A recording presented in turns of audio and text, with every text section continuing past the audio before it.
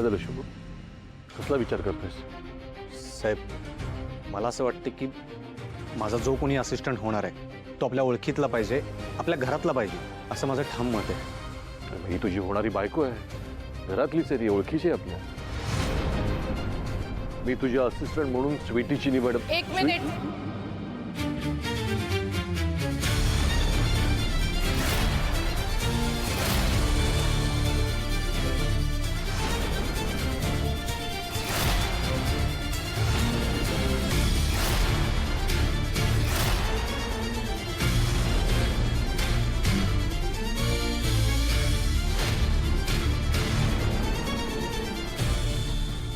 मला एक संधी मिळायलाच हवी.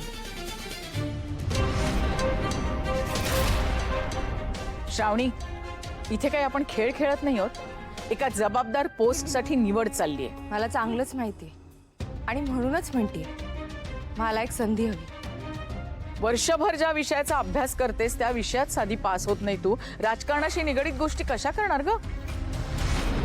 इथे ना इमर्जन्सी निर्णय घ्यावे लागतात पटापट. आणि तू घेतलेल्या निर्णयामुळे कदाचित शुभूचं नुकसान होऊ शकतं आणि त्याच्यामुळे विश्वंभरला त्रास होऊ शकतो. त्यामुळे ना हे खूळ डोक्यातनं काढून टाकतो. ह्या पोस्टसाठी स्वीटीच योग्य आहे. काय योग्य आणि काय अयोग्य हे असं कसं ठरवणार आहात त्या? मुळात शिक्षणाचा आणि पात्रतेचा काही संबंधच नाही. बाबा, मगाशी तुम्हीच म्हणालात ना, कधी कधी मार्कशीट वाचण्यापेक्षा माणूस वाचावा लागतो. कधी कधी ना मार्कशीटपेक्षा ना समोरचा माणूस वाचावा लागतो. कागदावरच्या गुणांपेक्षा माणसाच्या अंगी असलेले गुण जास्त महत्वाचे. त्या नापास झालेल्या मुलासाठी तुम्हीच गॅरेंटर म्हणून उभे राहिला. मग मला सुद्धा एक संधी मिळायला हवी. हां, माणूस वाचायला त्याच्यात काहीतरी टॅलेंट असावं लागतं. आत्या, अगं असिस्टंट तुला हवाय की शुभूला?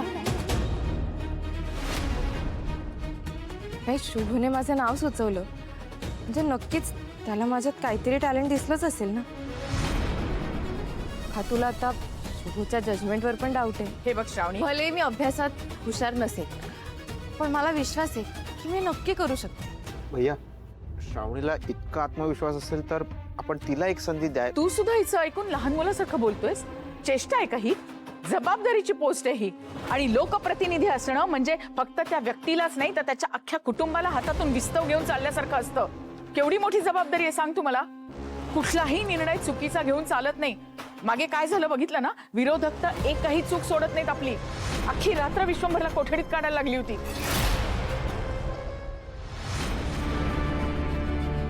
पण जर आम्ही दोघी इक्वलीच पास झालो तर? मग निवड कोणाची करायची हे शुभू ठरवेल, कारण असिस्टंट त्याला हवाय. हो साहेब.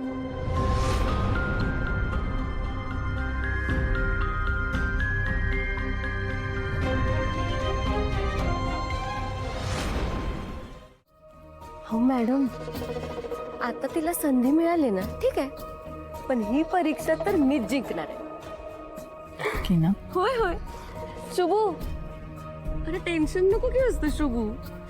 तुझी असिस्टंट तर मीच होणार आहे. काय झालं, धक्का बसला? मला वाटलंच होतं. कसं वाटलं माझं सरप्राईज तुला? स्वीटी, इथं का आलीस आणि कशी आलीस? मीच घेऊन आले. तुझी होणारी बायको आहे ती, म्हणून ती तुझी असिस्टंट व्हावी असं मला वाटलं, म्हणून घेऊन आले. तुला वाईट वाटलं का? चुकीचं केलं का मी काही? स्वीटी, घरी जा. का? अरे असं काय बोलायलास?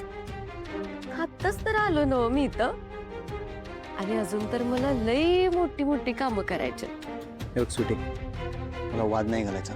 मी म्हणाले पण घरी जा. जात नसतोय मी. किती चिडतोस रे शुभू? बर, आपण एक काम करू, आपण दोघंच का नाही लंचला जाऊ. म्हणजे कसं, तू मला समजून घेशील, मी तुला समजून घेईन. चल की. मला येड नाहीये. असं काय करायला शुभू? चल की. चला चला. स्वीटी, पालिशपणा बंद कर. काम आहेत मला.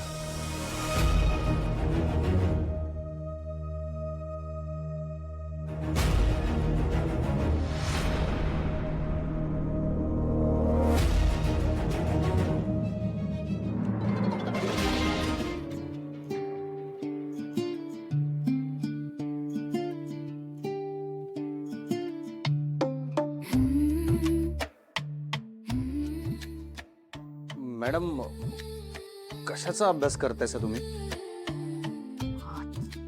ते माहित नाही ना बाबा काय विचारतील, जनरल नॉलेज, पॉलिटिक्स की केमिस्ट्री.